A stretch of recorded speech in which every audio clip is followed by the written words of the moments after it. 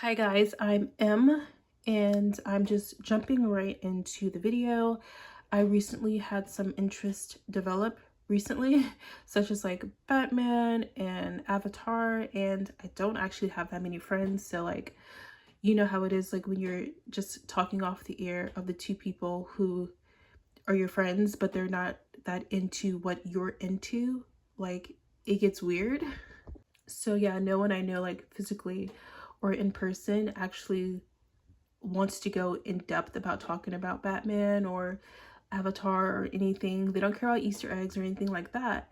And so what do you do in that case? I guess the answer is you start a channel. So today I'm just like gonna briefly say what my channel is probably going to be concerned with, and that's probably going to be like every Batman thing that comes out, because of course I'll have to keep up with it, even though like I'm basically kind of just getting started in a way, especially with the comic books. As you see there, don't really know where to get started, but I read Hush, I Have Thoughts, and I decided to read Deceased. I'm just noticing it spelled like that, so it kind of threw me off. But yeah, tonight we're gonna talk about a little bit about Avatar, but the other things are coming. I've got my popcorn here because I'm kind of hungry, and then like this is my fire, which is what I watch my movies on. It's flipped around because the glare would like show my reflection, and I kind of am not into that right now. So today's topic is gonna be Loak is a screw up, and I'm a really big like Loak stan, but I gotta admit, my boy is a screw up. So I have Avatar Way of Water right here. I did watch the third movie, Fire and Ash, but obviously I don't have it. So example number one, we are literally 14 minutes into the movie, and here is Loak and Natam. They're supposed to be just flying around and scouting for incoming enemies, ships or whatever. And Loak decides to go down where he's not supposed to be. And for some reason, Natam follows him, which I'm gonna have a whole video on the parenting of Jake. I don't think his parenting style is very effective, so we are gonna talk about that in another video. But yeah, basically right here, Loak almost gets his brother killed. And here is that exact scene. So they're running.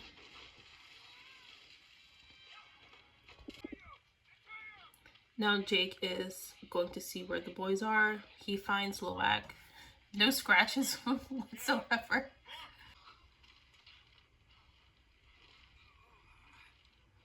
So there's Natam.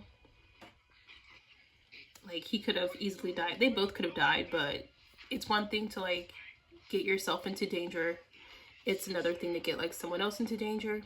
So here we are, 26 minutes in, and they're out where they're not supposed to be yet again.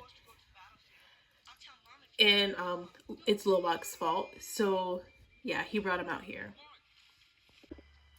30 minutes in, and Loak is calling Jake because they are at the old shack, and he sees some enemy Avatar people, and he decides to tell his dad, which is probably the smartest thing he could have done in the situation, besides not getting in the situation in the first place. So like 2 minutes later almost, he gets his siblings caught. So again, their capture is still on Loak. So we're 39 minutes in, and this is still on Loak. So he almost gets his mom killed. So luckily Natam is here to save the day, which means he almost got Natam killed again. I know technically like Natam was told to stay put, but you know, he wouldn't have been out there if it wasn't for Loak. So about 41 minutes into the movie, and Spider is captured. So yeah, again, this is on Loak 100%. I don't know what my guy is doing. Like, he got Spider captured. Now Jake is telling his family like they have to move, so Loak's actions have uprooted the family essentially. I'm out of popcorn, so I need to go refill, but Essentially, they've gotten to the Medcaina clan, and Loak's eye immediately goes to the chief's daughter, like the very person he should not even be trying to get with. He is a screw up. Like, we're gonna talk about her and her bad choices in men in another video, but like, why is he even gonna go for her? Like, so in this scene, we do have the boys kind of like bullying or harassing Kiri, but we're gonna take a look at how Natam and Loak like both kind of address the situation. So here is Loak coming in, and as you can see, it's like super confrontational, like right at the start. And these guys don't respect them, but then here comes Natam, and he can kind of like diffuse the situation pretty effectively.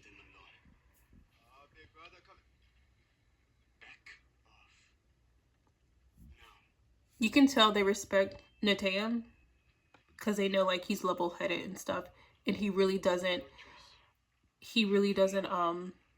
confront people unless it's absolutely necessary.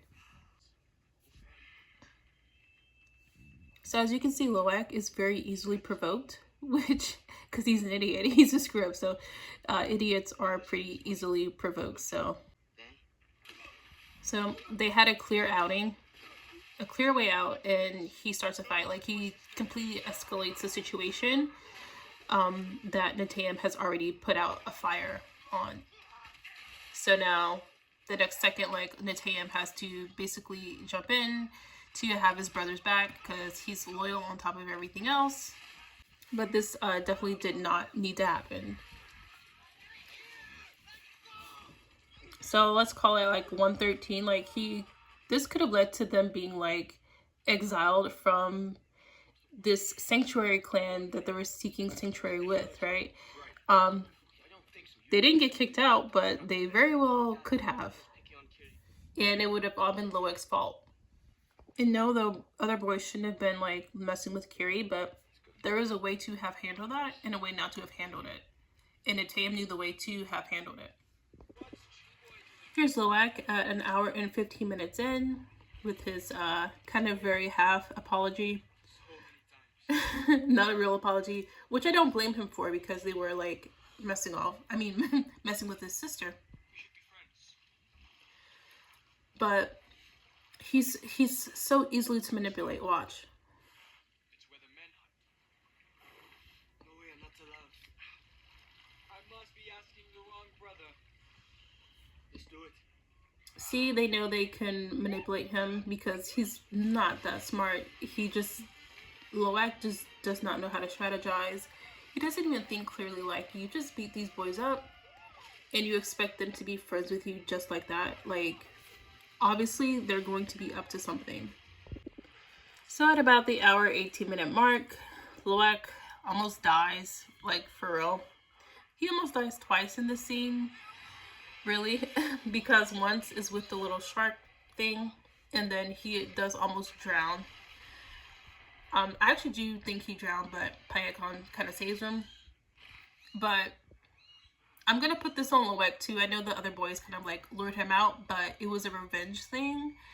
And so basically it built up from another incident where Loak just didn't handle the incident well. And so this is like a consequence of him not handling that earlier incident well. So you can see how much danger he's in. So if Natam would have known like where he'd gone or gone looking for him, Natam would have been caught up in this yet again. But since he's alone on this scene, I'm just gonna be like, okay, at least he only almost got himself killed and didn't drag Natam into it this time.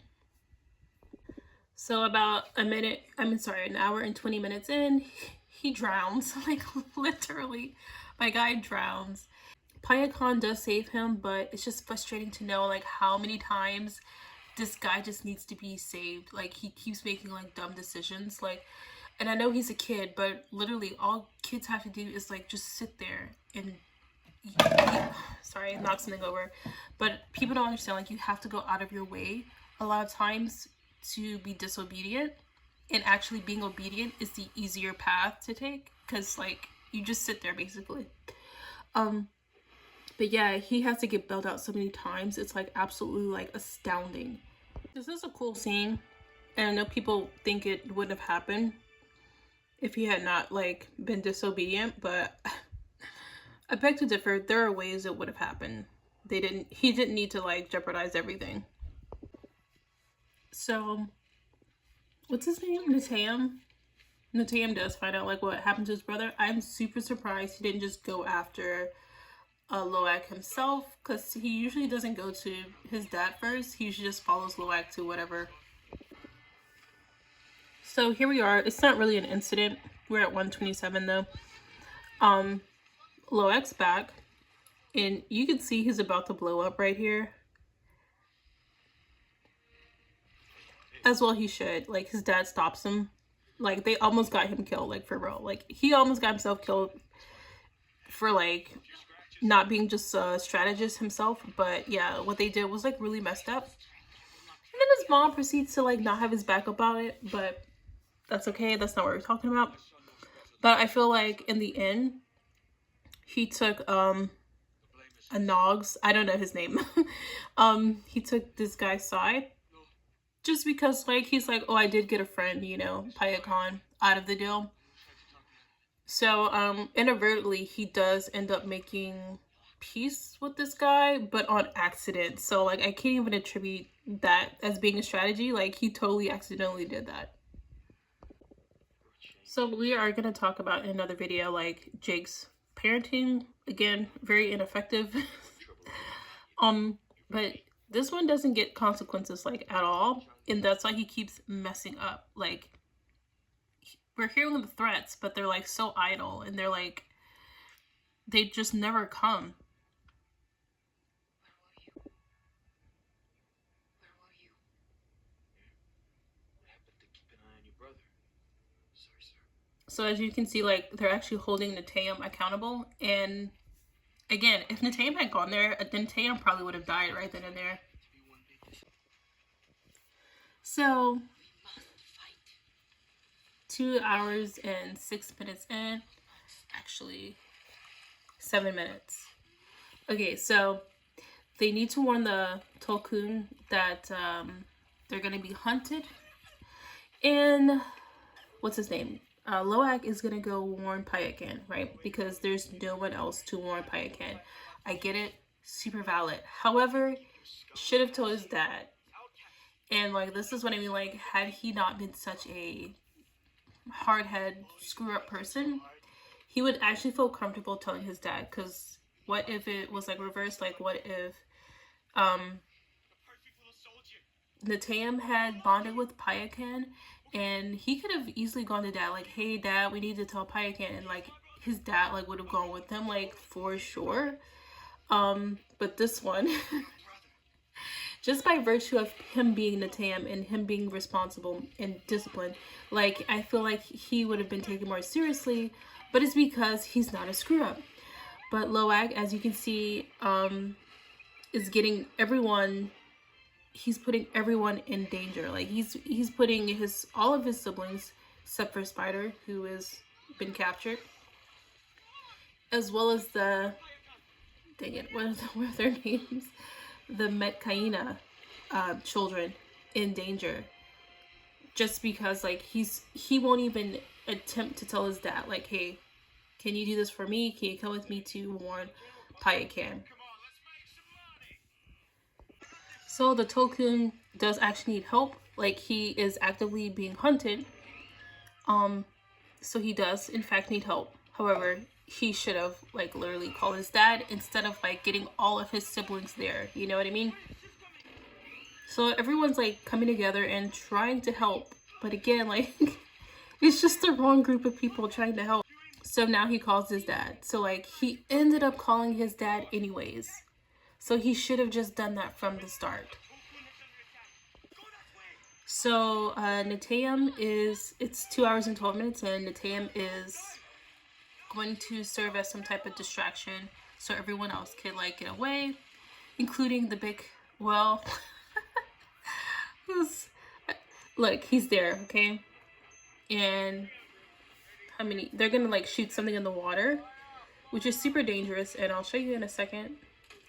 Okay, still 2 hours and 12 minutes in, and he almost dies again, right? Because if that thing would have hit him, or he would have fallen off and hit a rock or something, a piece of coral, he would have died. But he just so happens to get away, but he was still in danger, so that counts as a time that Loak almost got him killed. And about 2 hours and 17 minutes in, they are captured. So it's Loak, Took, and Sireya. They have been captured, and this one's on Loak. I mean, they should have stayed ashore, yes, but you know, they were just being loyal and helping their friend. But they actually should have stayed ashore. They should probably split the blame on that one. But since it's like Loak's errand, I'm just gonna like put it on Loak. This video is essentially about Loak being a screw up, so yeah, he's gonna take the blame for this one. By the way,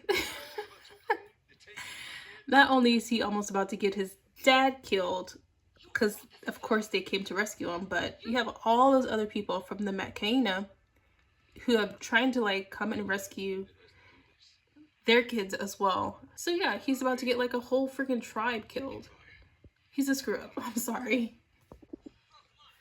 So we are like about 2 hours and 31 minutes in. They were about to get out of the ship because Neteyam had come and released them. They were gonna go, and then Loak's like, no, we need to go back for Spider, which Spider is not in any real danger. They don't know Spider's not in danger, I guess, but Spider kind of knows. Like, they could have gotten him later, is my point. They could have definitely gotten Spider later. But since they didn't, Loak convinced Neteyam to come and help him get Spider. And that is when Loak, unfortunately, gets shot. So they're like just trying to get him onto the fish penguin thing. But he's not gonna make it. Like, this movie's old enough. It's not like exactly a spoiler, but he does die from his gunshot wound. And it is all Loak's fault. So yeah, it was totally unnecessary. He didn't have to die, but Loak being the screw up. I feel like that's what he's been doing this whole entire movie, is like putting Neteyam into dangerous situations, and it's taken like 2.5 hours for him to finally like get killed. Now this is like the saddest scene, so like I'm just gonna like talk through it. I feel like I get really uncomfortable with like unfair, unnecessary deaths, even like fictional ones apparently. But I will say that you know how they brought back Quaritch, like they had his memories and things uploaded. I feel like Awa is kind of like that, where the memories of a person is uploaded, right? And so all they need is another body to put those memories into. Because that's basically what they did with Quaritch. That's what they tried to do with Grace, but she was like too far gone. But Quaritch was dead. So I feel like when you combine the technology, the human technology, and the Awa ability, then you should be able to bring Neteyam back in like Avatar 4. And I'm gonna be so mad if he doesn't come back in Avatar 4, because it's no point in having Quaritch come back. Like, either you can bring all these people back from the dead, or you can't. Like, I hate when movies do that. Like, you can't. Oh my gosh. And then in the third movie, they even save Spider. Like, Spider can breathe the air. So what? He was like dead, right? Kind of, because he had run out of oxygen. Even the guy who gets like his arm ripped off comes back in the third movie. And I think the deal with this, because he told Loak to put pressure on Neteyam's wound, is that he was bleeding out, right? And so you can't convince me that Neteyam bled out and is not able to survive that. And then this other guy loses an entire arm, and he somehow did not bleed out. Like, you have major arteries running through your entire body, including your arms. So like, if your whole arm gets severed, there's no reason like he should come back as a character and Neteyam not come back as a character. So basically that's it for this video. Because I think it's at this point exactly where he stopped screwing up. This is another thing that I hate that they do. Like, Kiri, like, what is this? Like, I hate when, like, first of all, you see that thing on her back? It helps them breathe. And they passed a couple on the way to go find Jake. But they didn't pick up one so he could breathe under the water. So he had to have this whole big moment. And also, like, she sent the fish to, like, kind of, like, find them. She could have just sent some of those breathing things to go find them and attach to them. Like, so I hate, like, you have to watch how powerful you make your heroes. Because, like, if you make them, like, this level of powerful and then they, like, underperform, it's like, okay, why did you give them these powers? They're not even using them correctly. So this is so sad. Like, he finally, like, sees the absolute consequence of his like disobedience. This whole movie, like, his screw-uppery, like, this whole movie. Oh, what a waste. What a waste. We're gonna talk about Natam in a different video, because this was, like, very wasteful. Like, Suke or something like that from the first movie. He was a very good character as well. But, you know, if you don't deserve to die, they make sure they kill you. So yeah, anyway, thank y'all so much for watching. Hope someone likes it. And I will be getting into Batman in a couple videos, I guess. Bye.